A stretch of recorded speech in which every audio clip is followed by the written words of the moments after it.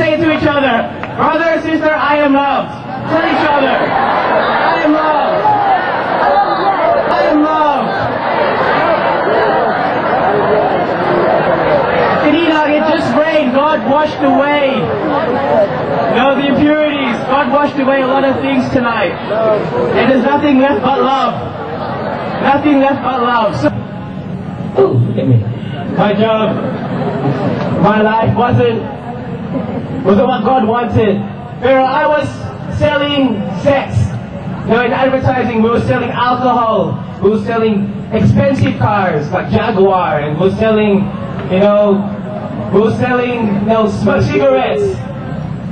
So I was compromising my beliefs. So how can I work from Monday to Friday, selling sex, drugs, selling sex, cigarettes, and then go serve YFC on the weekend? I'm a hypocrite. So I had to quit that job. 2 months after that, he died. So, bandang October 29, he died. For a lot of us, siguro iba nakaka-relate sa akin, it was really a life-changing moment for me. Ako yung panganay sa pamilya namin. Meron akong 3 kapatid na mas bata sa akin.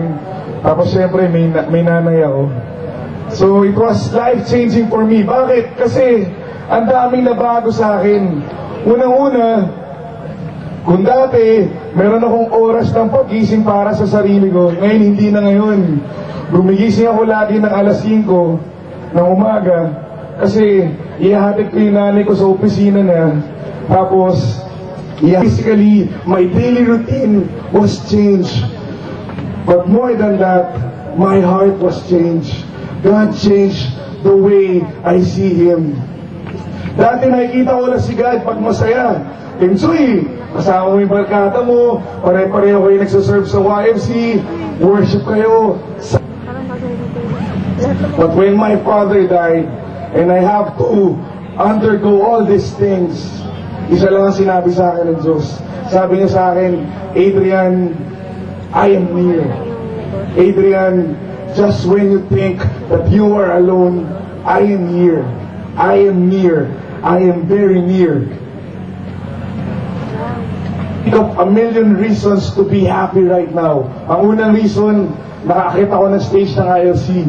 Mula na una umatend ako ng ILC, pangarap ko makatungtong dito eh. At ngayon nakatungtong ako.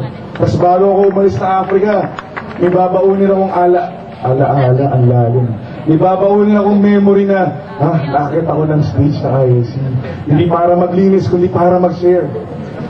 Brothers and sisters, I could think of so many reasons to say and to tell you guys kung bakit ako masaya. But honestly, there's only one reason why I'm going through, why I'm pushing through with everything right now. There's only one reason bakit ko hinaharap lahat ng to. At yung nag-iisang dahilan na yun ay si Kristo.